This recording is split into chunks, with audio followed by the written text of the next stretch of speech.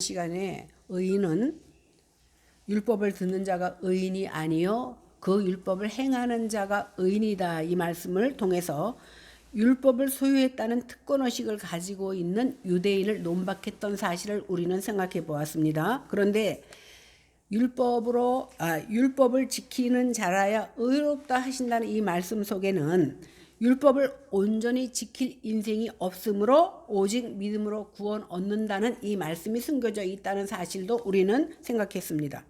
오늘 말씀은요, 유대인들이 자부심을 가지는 도덕적 선함의 문제를 다루면서 율법을 의지하고 하나님을 자랑하는 유대인들에게 주시는 충고의 말씀입니다.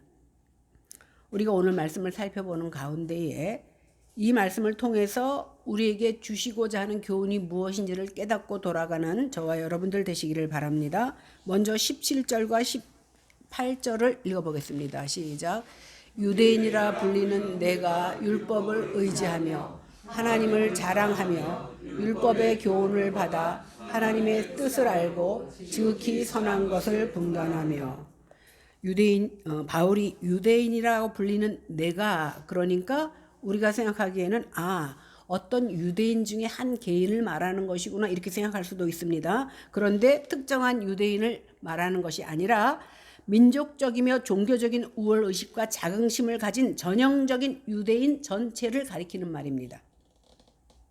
다시 말하면 바울은 언약 백성된 자로서 수많은 축복과 특권을 누린 특별한 백성이기 때문에 심판 때에 이방인들과는 달리 하나님의 특별한 혜택을 받을 것으로 생각했던 바로 그 전형적인 유대인들을 말하고 있는 겁니다. 이것은 고의적으로 유대인들의 민족적 자부심을 건드리는 그런 말입니다. 유대인들은요, 하나님으로부터 율법을 받았다는 특권의식을 가지고 있었습니다. 그래서 그 특권을 의지해서 자랑할 뿐만 아니라 그 특권을 받지 못한 이방인들을 경멸했습니다. 벌레처럼 여겼다는 거예요. 이러한 우월감이 하나님께 감사한다든가 아니면 순종함으로 나타났으면 오히려 하나님께서 칭찬하시고 영광을 받으실 텐데, 그들은 특권은 중요하게 여겼지만 그에 따르는 책임은 무시해버렸다라는 사실입니다. 바울이 말하는 유대인의 특권 중 첫 번째가 뭐냐 하면 율법을 의지한다라는 겁니다. 여기서 의지한다라는 동사는 뭐냐면 기본적으로 기대다, 신뢰하다라는 뜻을 가지고 있는데, 바울이 여기서 전달하고자 하는 속뜻은 뭐냐면 율법에 자신의 기초를 두고 거기에 소망을 걸며 만족을 찾고자 하는 것을 말하고자 했습니다. 율법은요, 하나님께서 이스라엘 백성에게 특별히 주신 선물입니다. 따라서 율법을 소유한다는 것 자체가 무슨 공적이 되지는 않습니다. 내가 그 율법을 차지했다고 해서 내 공적이 되지는 못하지만 하나님의 호의를 지닌 특별한 백성이 되었다라는 확실한 증거 역할은 했습니다. 그리고 하나님의 언약 백성으로서 이방인과 구별된 유대 민족의 독특성을 나타내는 신분 표지의 역할을 했던 겁니다. 그러니까 유대인과 이방인이 다른 것은 율법을 먼저 받았다라는 것이 그런 신분을 나타낸다라는 겁니다. 이러니까 유대인이 율법을 의지한다라는 것은 단순히 소유하는 데 만족하지 않고 율법의 소망을 들고 자신의 삶의 존재의 뿌리를 받고자 하는 데 있었다라는 겁니다.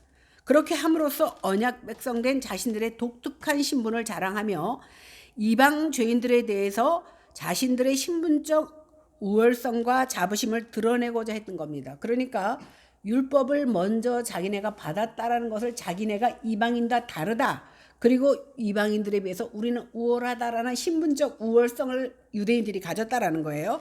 그런데 오늘 바울은요, 율법에 뿌리를 둔 유대인들의 배타적 우월심을 지적하고자 한다라는 겁니다.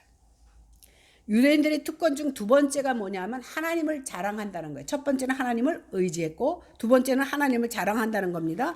그들이 제사장 나라에 걸맞는 거룩한 백성으로서의 특권을 유지하려면 언약을 지켜야 할 책임이 있습니다. 그들은 율법을 의지하고 하나님을 자랑한다고 내세웠지만 율법의 요구에는 순종하지 않고 하나님을 영화롭게도 하지 못하면서 그들이 특권만을 내세웠던 겁니다. 로마서 3장 29절에 보면 하나님은 다만 유대인의 하나님이시냐 또한 이방인의 하나님은 아니시냐 진실로 이방인의 하나님도 되시느니라 이렇게 말하고 있습니다. 유대인들의 오류가 뭐냐 하면요, 그들은 계시된 하나님을 육신적 혈통이나 육신적인 관계로 엮어서 자신들만의 하나님으로 묶어두려고 했습니다. 그런데 창조자 하나님은 유대인들의 그러한 협소한 민족적인 하나님으로 갇혀있는 분이 아니라는 사실이에요. 하나님은 온 우주의 주인 되시고 모든 피조세계의 주인이 되시는데 이스라엘 백성들은 그저 우리만의 하나님으로 갖고 싶었던 겁니다. 유대인들의 세 번째 특징은 뭐냐 하면 하나님의 뜻을 아는 겁니다. 하나님의 뜻은 구체적으로 구원 계시를 가리키지만 좀 더 폭넓은 뜻으로 말하면 하나님의 섭리도 여기에 포함될 수 있는 용어입니다. 성도는요, 하나님의 구원 계시뿐만이 아니라 하나님의 섭리를 통한 하나님의 뜻을 알기 위해서 어떻게 해야 되냐면 계시된 성경을 부지런히 읽고 늘 하나님의 뜻을 깨닫기 위해서 기도 생활을 해야 합니다. 그런데 그들은 율법의 교훈을 받아서 하나님의 뜻에 누구나 쉽게 접근할 수 있는 특권을 가졌다고 자랑은 했지만 자신이 깨달은 대로 행하지는 않았습니다.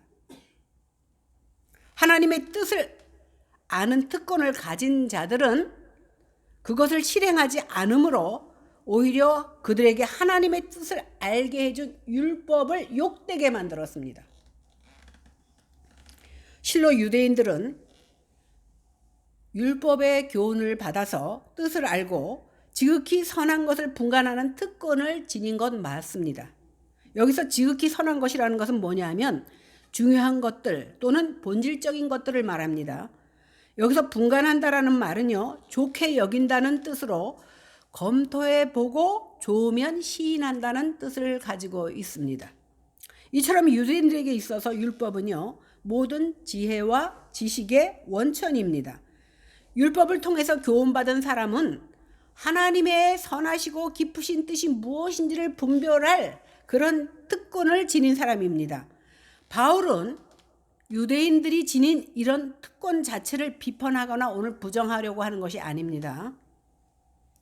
유대인들이 율법을 통해서 선을 옳은 원리로 받았음에도 불구하고 그들은 선하게 살지 않았음을 지적하려고 하는 겁니다. 이러한 어리석음은 하나님을 알되 하나님을 영화롭게도 아니하며 감사치도 아니하는 이방인들과 다를 바 없는 모습으로 유대인들이 살았다는 겁니다. 스스로 율법을 통해 하나님의 뜻을 인식하고 정말 무엇이 옳은가를 분별할 수 있다고 자처했던 그런 유대인들이 율법을 범할 뿐만이 아니라 본질적이지 않은 것들을 중히 여기는 우를 범했다라는 사실입니다. 그들은 율법 소유라든가 할례 의식 같은 것, 율법, 할례, 다음 주에는 이제 할례를 중시하는 유대인에 대해서 우리가 생각해 볼 텐데 이런 것들을 자신들만의 독특한 신분 표지로 여기고 그러니까 우리만 소유했다라는 것으로 자부심을 느끼고 이방인들에 대한 우월의식을 가졌으나 정작 하나님이 원하시는 그 마음의 변화는 갖지 못했다는 사실입니다. 19절과 20절 보겠습니다. 시작. 맹인의 길을 인도하는 자여 어둠에 있는 자의 빛이요 율법에 있는 지식과 진리의 모본을 가진 자로서 어리석은 자의 교사여 어린아이의 선생이라고 스스로 믿으니 성경에서는요 맹인, 어둠에 있는 자를 동일한 의미로 사용합니다. 오늘 이렇게 바울이요 똑같은 의미, 동의어를 계속해서 사용하는 것은 뭐냐면 이스라엘의 히브리어는요 반복될수록 강조해요. 그래서 내가 너희에게 이르노니 할 때 뭐라 그러죠? 계속해서 신약 성경에 반복해서 나오죠. 마찬가지로 오늘 바울이 이 의미를 반복하기 위해서 동의어를 사용했다라는 겁니다. 유대인들은 토라, 즉 율법을 자기들의 등불이라고 생각했던 것처럼 토라를 소유한 자신들이 이방인들에게 등불이 되어야 된다고 본인들은 생각했어요. 왜? 저들은 어두운 데 거하는 자요 맹인이기 때문에 등불을 지닌 우리가 그들에게 빛이 되어야 된다고 생각은 했어요. 하나님께서 주신 특권적 신분을 가진 자라는 확신을 가졌던 이 유대인들은 스스로 어떻게 생각했냐면 맹인을 인도하는 자다. 누가? 자기들이. 모든 이방 세계는 맹인이고 오직 빛을 볼 수 있는 자는 자기들밖에 없기 때문에 자기들이 우월한 위치에 있다라는 것을 보여주기 위해서 오늘 이 표현을 한 건데, 따라서 자신들이 속용된 이방인들의 안내자가 되어야 된다고 유대인들은 스스로 생각했습니다.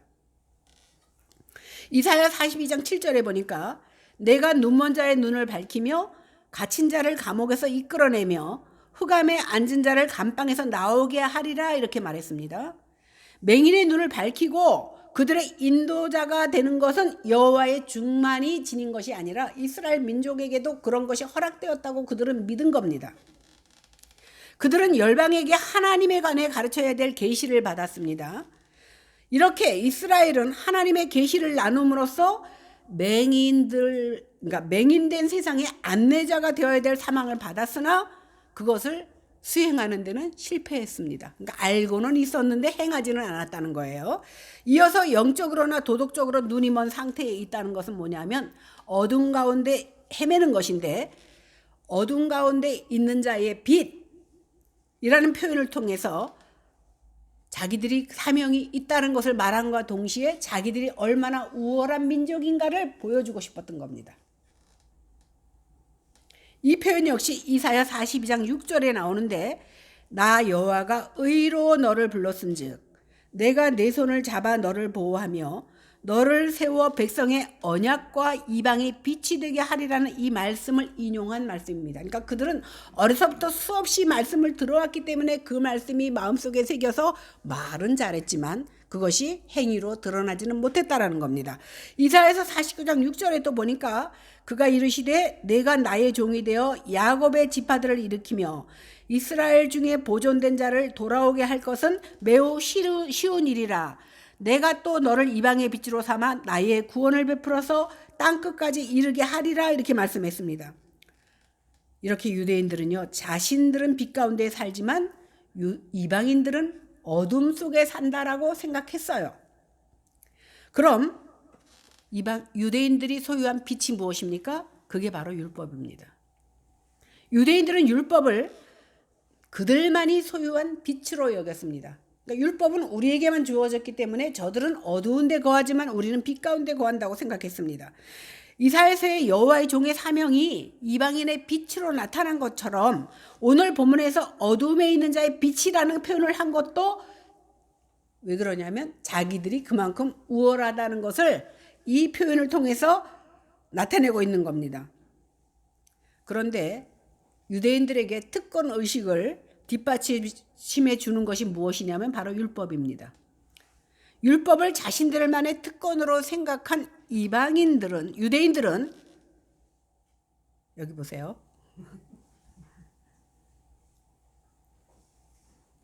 열방의 빛이 되어야 되는 자신들의 사명을 망각한 채 율법을 소유하지 못한 이방인들을 어둠에 거하는 자라고 경멸했어요. 그러니까 빛으로 그들의 인도한 것이 아니라 그냥 경멸했어. 아이고, 니네는 그렇게 살다 죽어라 이런 식으로 경멸했다는 거예요. 또한 유대인들의 특권적 신분 중 하나가 뭐냐면 어리석은 자의 교사요, 어린아이의 선생이라고 자처했습니다. 어리석은 자는 엄격하게 말하면요, 사물에 대해서 합리적인 생각을 할 능력이 없는 무지한 사람을 여기서는 어리석은 자다 이렇게 말했습니다.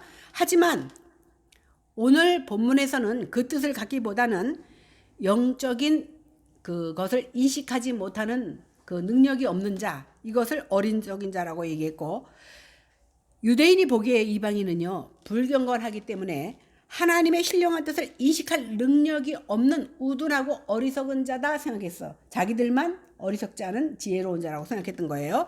여기 그 다음에 보면 어린아이라는 말이 나오는데 오늘 디모데후서에도 그렇고 성경에 보면 어린아이라는 표현이 많이 나옵니다. 우리가 보통 생각할 때 어린아이나 유아를 어린아이다 이렇게 얘기하잖아요. 그런데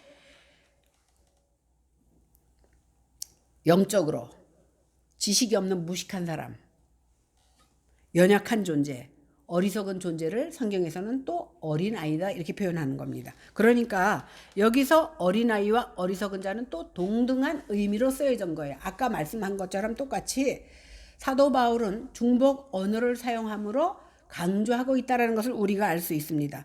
유대인들은 율법의 보화를 자신들만 소유했다고 생각하고 자만했기 때문에 살아계신 하나님에 대한 지식을 갖지 못한 어린아이 같은 이방인들에게 자신들이 마땅히 도덕적이고 종교적인 교훈을 가리키는 선생이 되어야 된다고 생각했습니다.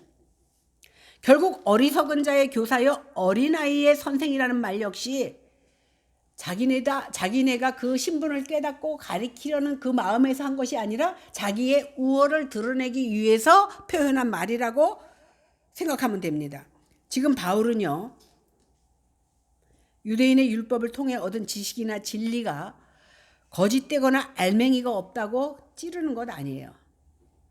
유대인들이 율법을 통한 참된 지식의 본질을 소유하고 있었음에도 불구하고 그 지식을 따르지 않고 자기 임의대로 행하는 것을 책망하고 있는 겁니다.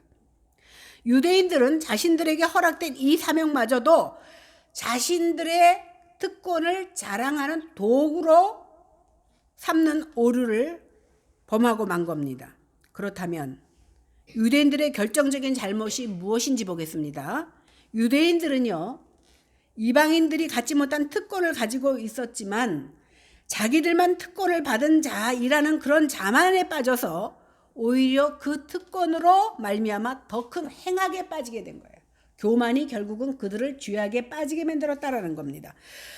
그들은 자신의 신념을 신뢰하였을 뿐만 아니라 부패한 인간의 도덕적 무능력에 지나친 기대를 가짐으로써 아무것도 아닌 초라한 가운데 자신을 속이는 잘못을 저지르게 됩니다. 또한 그들은 자신들도 감당하지 못하는 율법이라는 무거운 짐들을 오히려 이웃들에게 지우는 반율법적인 행위를 저지르고 맙니다. 우리가 잘 아는 대로 수고하고 무거운 짐 진다더라 다 내게로 오라 내가 너희를 쉬게 하리라, 이 말씀을 많은 사람들은 인용해서 세상의 무거운 짐진 자들 다 주님 앞에 나오세요, 그러면 쉼을 얻으리라 이렇게 말하지만 사실은 그 말이 아니에요. 이스라엘 백성들은요, 십계명을 주신 하나님 앞에 그 계명을 잘 지키기 위해서 많은 울타리 율법들을 만들어 놓고 그것을 짊어지고 갑니다. 그러니까 안식일을 지키기 위해서 이것도 하지 마라, 이것도 하지 마라, 이것도 하지 마라, 647가지나 되는 여러 가지 율법을 만들어 놓고 자기들은 옳죄였어. 그러니까 다시 말해서 율법이라는 것을 아주 무겁게 자기 등에다 짊어지고 자기만 지고 가는 것이 아니라 이방인들에게까지 그것을 해서 결국은 반율법적인 잘못을 저지르게 된 거예요. 더 나아가 그들의 신념이 자신을 속였어. 잘 믿으려고 하고 잘 지키려고 하는 자기들의 신념이 오히려 자기들의 올무가 되었다라는 겁니다. 하나님을 경홀히 여기는 결과를 초래하게 돼. 결국은 왜? 이 짐이 너무 무거워서 한 가지도 지키기 힘든데 몇 가지를 갖다 만들어 놓고 그것을 지키려니까 숨도 쉴 수 없을 만큼 힘들어진 거예요. 결국은 그것 때문에 오히려 하나님 앞에 더 가까이 가지 못하는 경홀함을 여기는 그런 결과를 초래함으로 하나님의 징계를 스스로 자초하게 되었습니다. 21절에서 23절 봅니다. 시작. 그러면 다른 사람을 가르치는 내가 내 자신은 가르치지 아니하여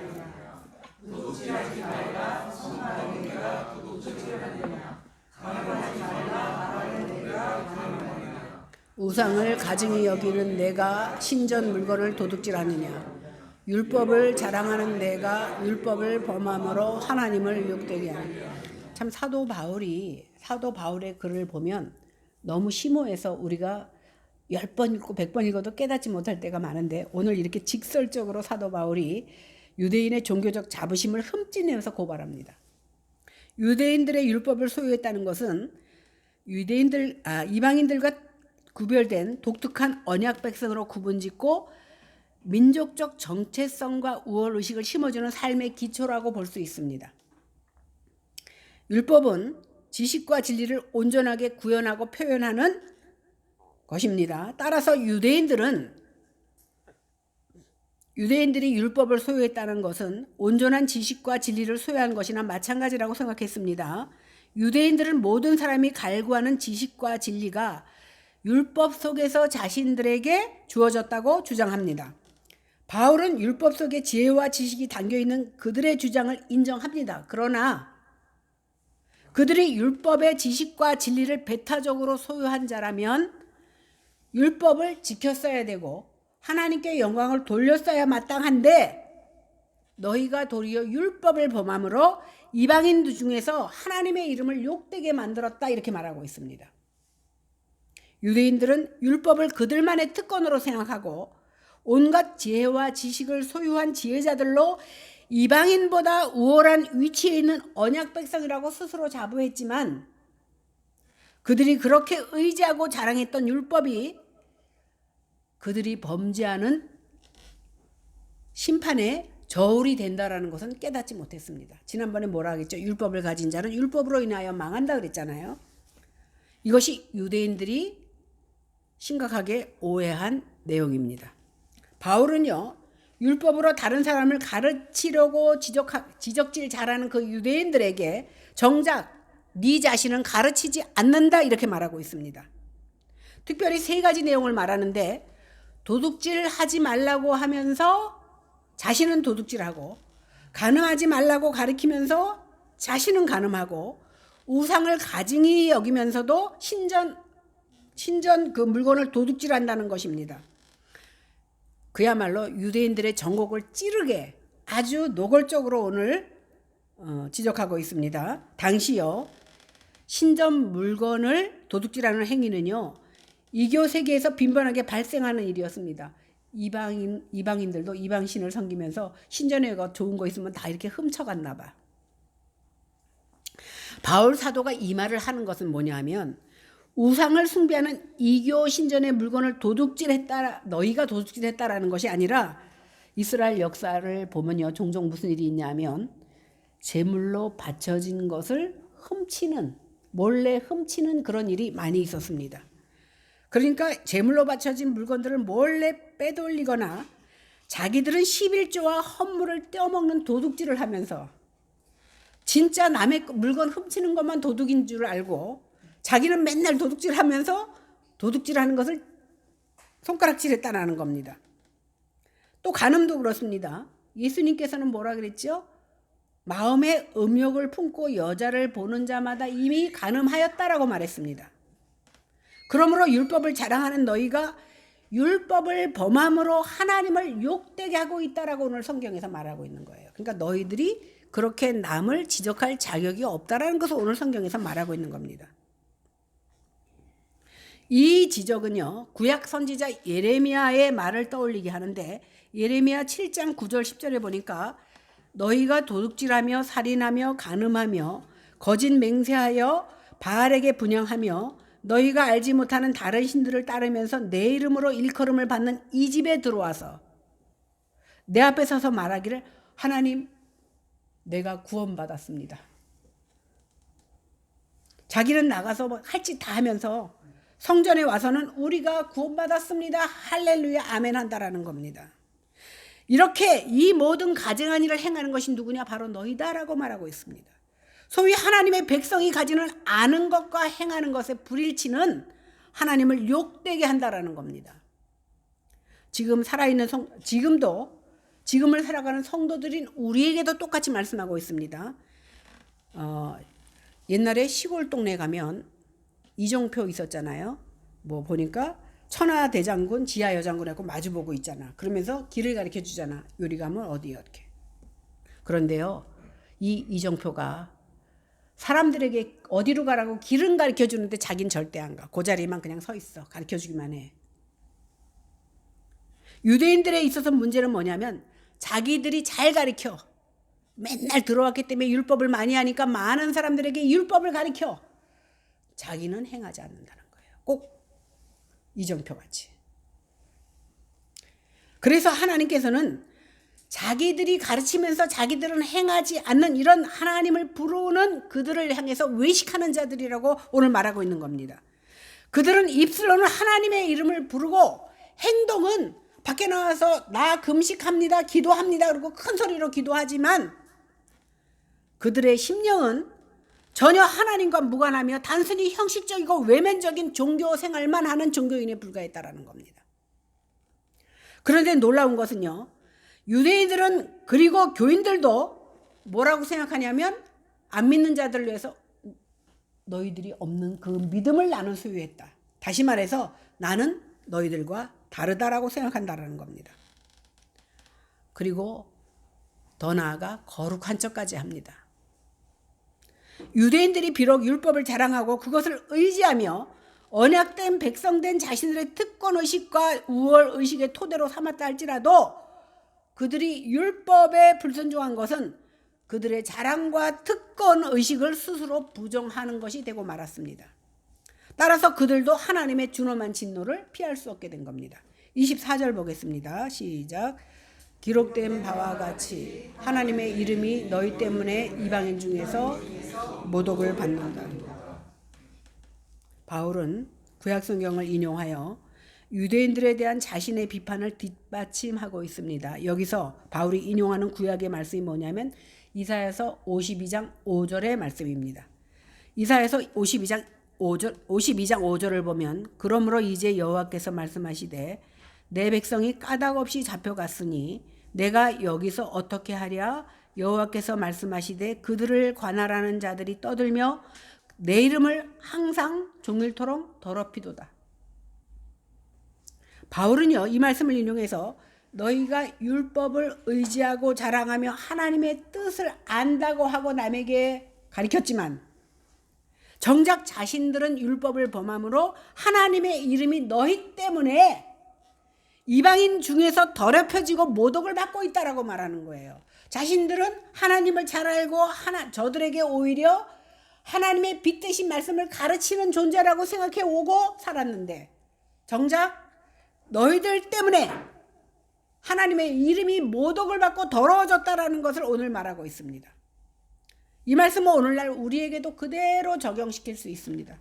우리가 교인이라는 이름으로 또 더욱이 나는 직분자야, 나는 목사야, 장로야, 권사야, 뭐야 그러면서 악을 행한다면 세상 사람들은 우리가 섬기는 하나님과 예수 그리스도를 욕하게 될 것이고 결국은 이 일 때문에 교회 문을 막아서는 결과가 일어난다는 사실입니다. 제가 가만히 보면요, 과거에 예수를 믿었다가 내가 장로한테 당했잖아, 내가 예수 믿는 사람이면 치가 떨려 이렇게 말하는 사람 많이 봅니다. 한번 돌이키면 돌아오기가 쉽지 않아요.